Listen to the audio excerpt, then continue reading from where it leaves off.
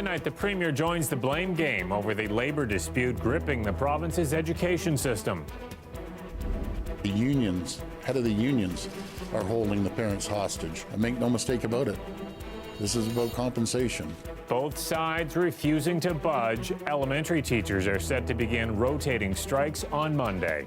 Plus, contact us and let us know where he is or help him in making the choice to turn himself in.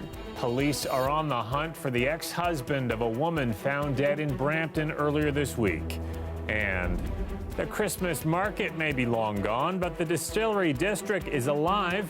Thousands are expected to flock there for the Toronto Light Festival. We'll give you a preview. Well, good evening, I'm Mike Wise. Hundreds of thousands of elementary students are having a 4-day weekend.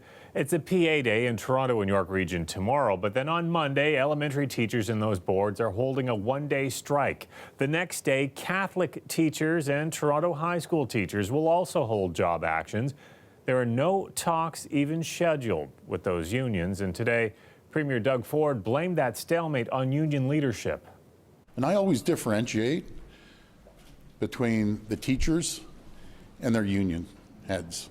I support the hardworking men and women that teach our children every single day. I think they don't have good leadership, the head of the unions. They just, they want to argue no matter what premier, no matter what government is in power. Ford says the unions have been unwilling to negotiate. He claims they are more concerned about wage increases than proposed changes to education. So here's how the president of the Elementary Teachers Union responded to the Premier's comments. At this point, we have not made the decision lightly to move in the direction that we are in terms of rotating strikes that will start on Monday. But we feel like there is no option left to us.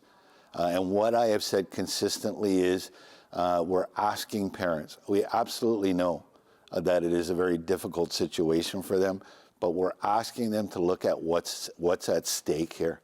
What's at stake for their children, for our students, our members, and public education in this province. Now, Hammond also says the Premier should be concerned about his own approval ratings and not union leadership.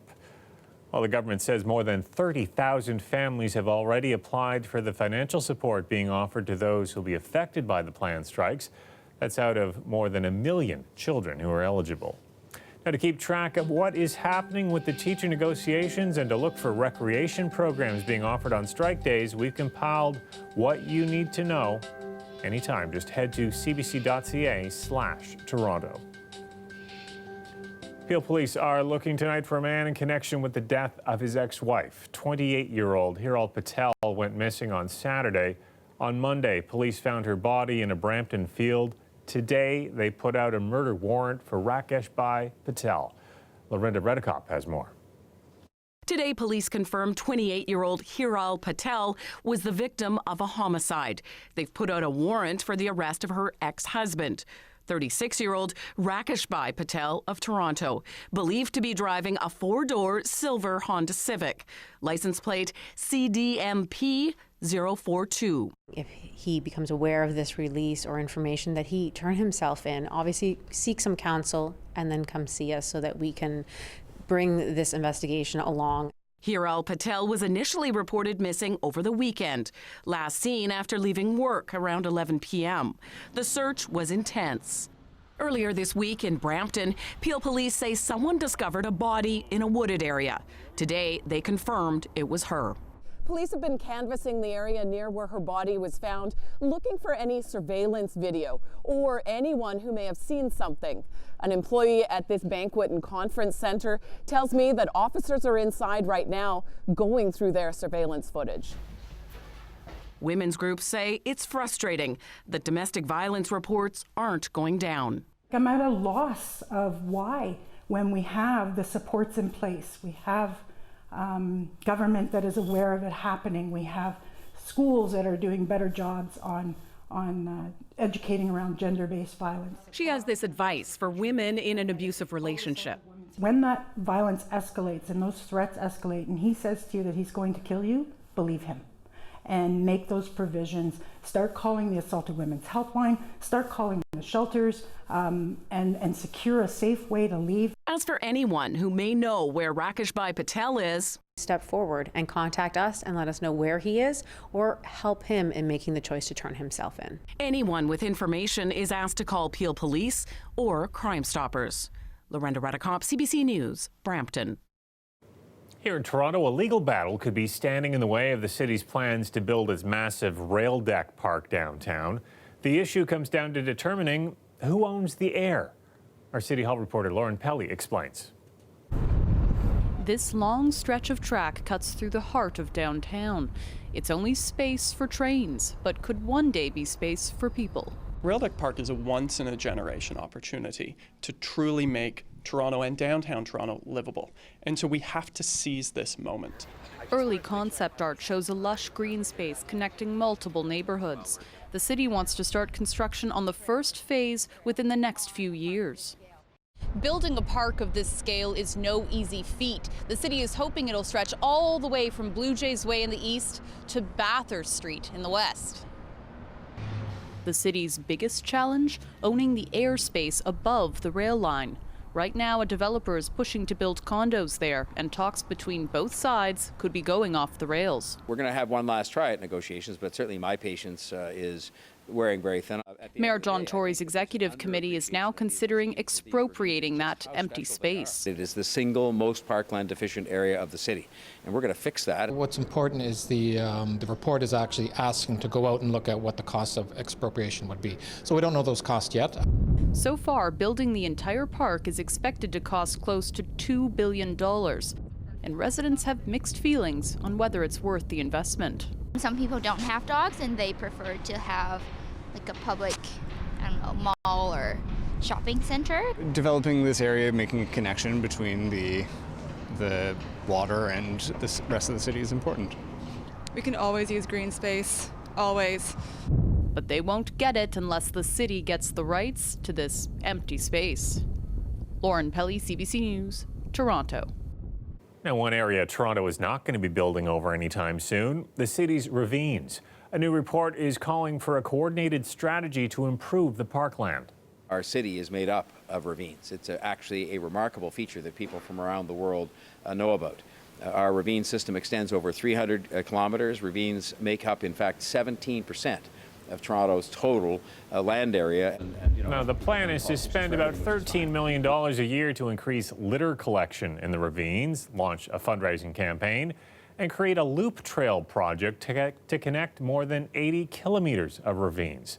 There's also discussion about creating a unit within the city's Parks and Recreation Division dedicated to the ravines. The report will be presented to the city's executive committee next week. And Toronto is getting close to 1,000 new rental units, right where Honest Ed's once stood at the corner of Bathurst and Bloor. The federal government made the announcement today, saying it is committing $200 million to the project.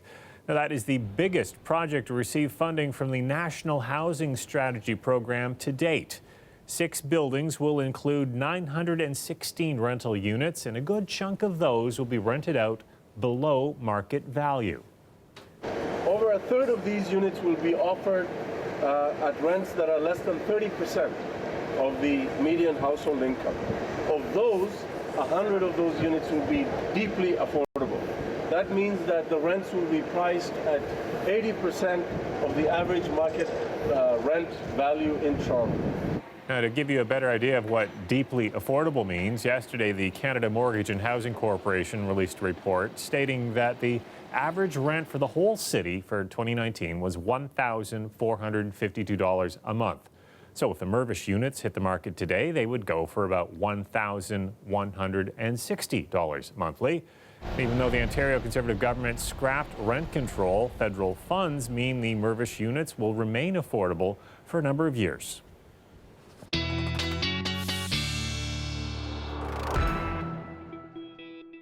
Colin Kennedy's here with the first look at the forecast. No doubt about it. It's cold. It's winter. Yeah, there is no doubt about it, because now we're talking about a special weather statement in place from Environment Canada.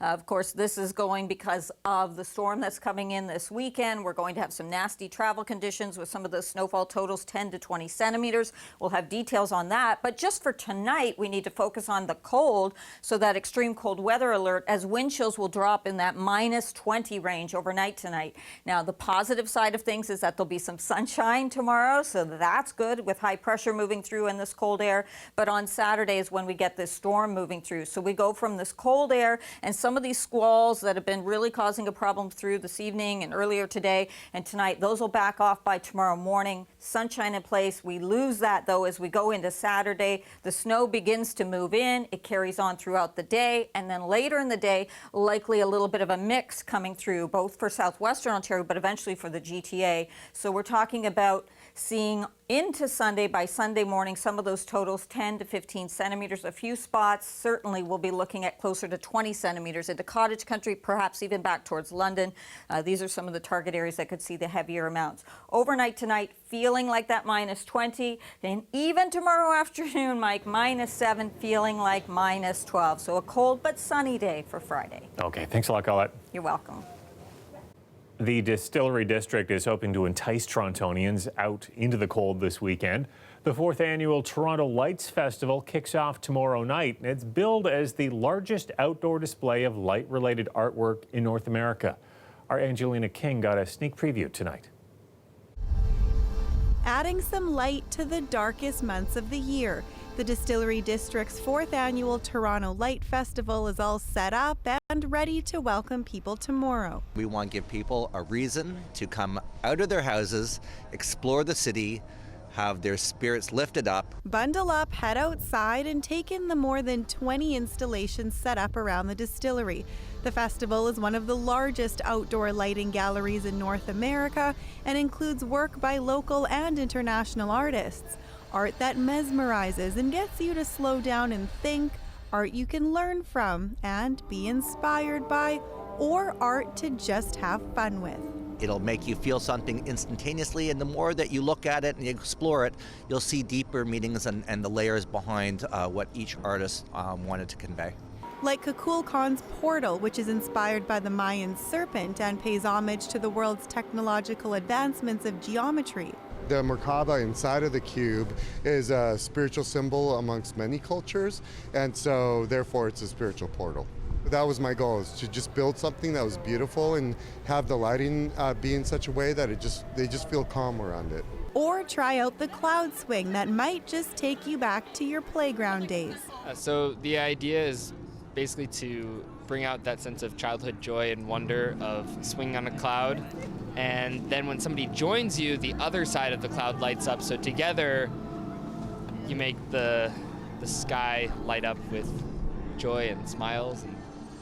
And this is an Instagram lover's dream, and the Distillery District knows it. It's giving away a $1,000 shopping spree to the best photo posted, and you have until March 1st to come and take it all in. Angelina King, CBC News, Toronto. Well, they have to set rules, but it should be only one. We don't condone it. It's not a practice that the Toronto Police Service sanctions. Coming up, a CBC exclusive. Why are parking enforcement officers ignoring some illegally parked cars at U of T? We'll tell you how the owners are getting away with it after the break.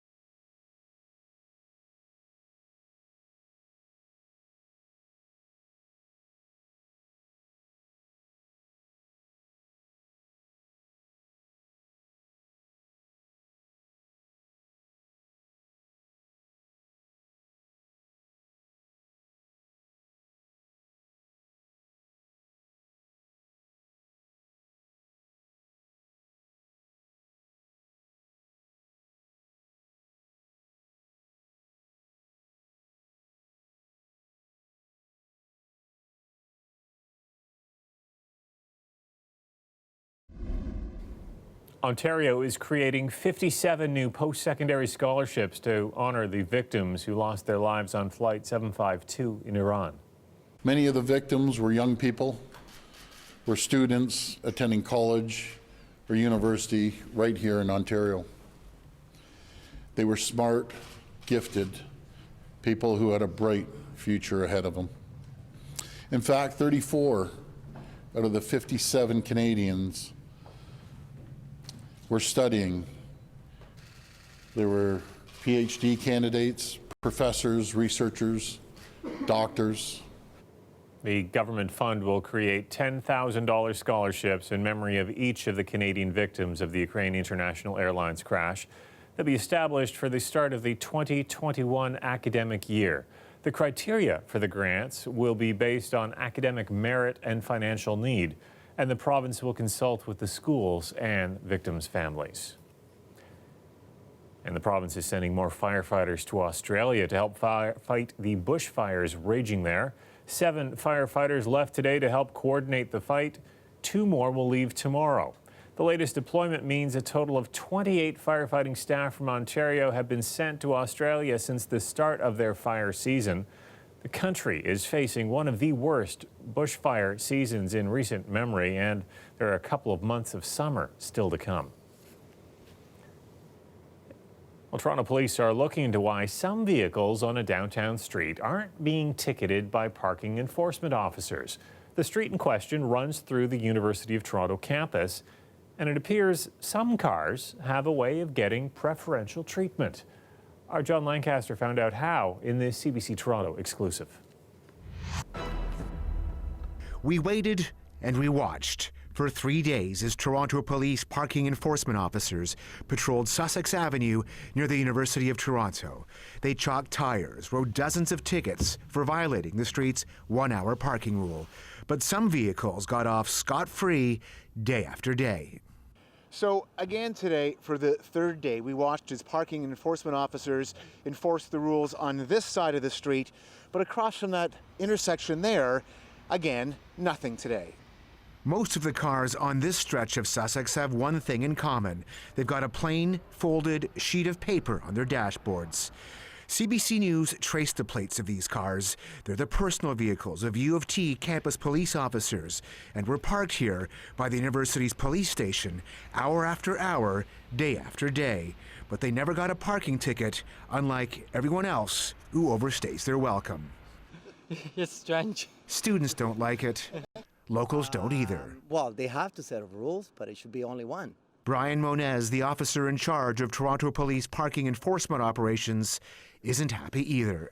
We don't condone it. It's not a practice that the Toronto Police Service sanctions, and based on the information that you provided us, we're going to be conducting an internal investigation to determine what's transpired and put an immediate stop to this practice.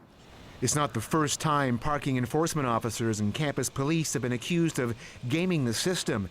In 2007, some put their uniform patches on their dashes to avoid tickets. Students cut on as well, buying the patches on eBay. At that time, the university vowed it wouldn't happen again.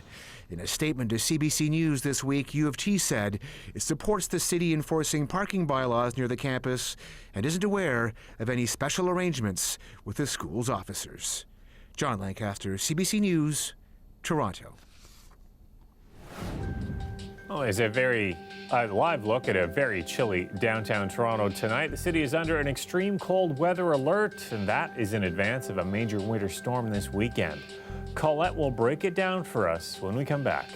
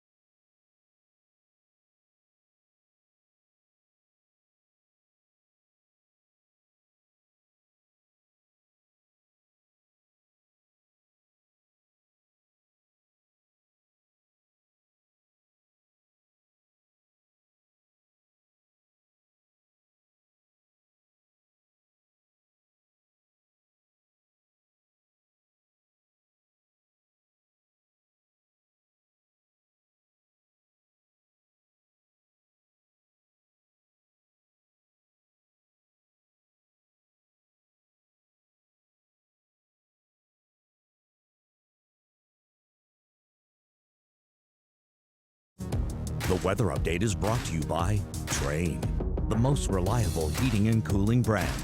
It's hard to stop a train.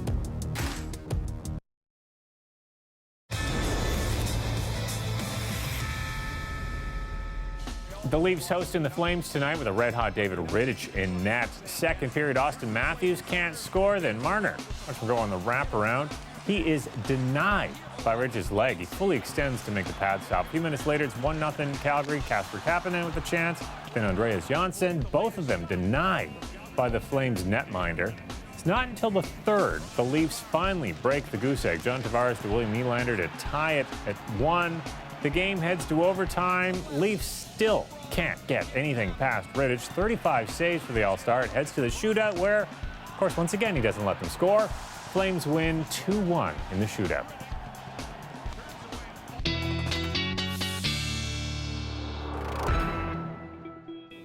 Colette's back with our extended forecast. We have a cold morning ahead of us and then a messy day on Saturday. Yes, lots to talk about here, Mike, in terms of our weather pattern. Tonight, it's the extreme cold weather alert, and you can see some of the figures. This is kind of in the middle of the night, 3 a.m., -13. We may well drop towards -14, but just know in that range. But with the winds on top of it, feeling like -20 to -22, the reason for the alert. Some of those snow squalls, although moving in terms of the direction and turning a little more north to south as those winds change from northwest to more towards the north, those will begin to ease up too as we go into tomorrow, but that core of cold air in place. So we stay cold not only in the morning, even into the afternoon, some chilly temperatures, but at least we'll have the sunshine, and then we lose it as we go into Saturday. So overnight Friday towards Saturday morning, we'll see that snow moving into the GTA. It will begin Friday after midnight towards southwestern Ontario, 10 to 15 centimeters here, then changing to a rain mix. 10 to 15 centimeters it looks like as well for the GTA before it will later change over to a bit of a mix. But some areas closer to cottage country, back towards London, Kitchener-Waterloo possibly even may see more of the 15 to 20 centimeters as this tracks through, kind of depending on the timing here. And even with that rain on the backside, it's not going to be mild enough really to melt off the accumulations we will be seeing. So this is just stopping this at lunchtime on Saturday. You can see significant for southwestern Ontario at that time, not yet adding up so much for the GTA or north, but then look where we end up. Yes, as we get towards Saturday night, it begins to taper off, turns over to that mix, and then flurries into Sunday. And some of the readings may be in that 20 centimeter range, and there you are, closer to 15, 16 centimeters into Toronto. So -7, that's all we're going to do for a daytime high tomorrow afternoon. But with the sun, in the morning it feels like -20. It'll feel like about -12 by the afternoon. Saturday temperature at least bumps up because of that system that will be moving through, then the mix, then flurries on the back side of it, and then the temperature starts to fall off. A very blustery day on Sunday, too. So even though the storm system will be gone, we'll probably see blowing snow. So another reason, as mentioned earlier in the show, why we have that special weather statement because of this system on Saturday, and travel's just going to be nasty. Beginning of next week as well, that's looking like it will be cold, Mike. And with that mix of rain and snow on Saturday, very important to get out and shovel and get a lot of the snow out of the way so the water has someplace to go and doesn't make the existing snow really heavy. That's right, and you don't want it freezing on top then and having the slick surface. So there you go. All right, thanks, Colette. You're welcome. Okay. Well, this is France, where it's perfect weather for a dog sled race like this one in Mont Blanc, France. Dozens of drivers and dogs are scaling the highest mountain in the Alps. 500 dogs and 55 mushers taking part in this event. Teams come from across Europe to challenge themselves on this course, which covers nearly 400 kilometers. The race is popular with spectators as well. About 50,000 people turn out to watch the teams in action over the 12 days of the event.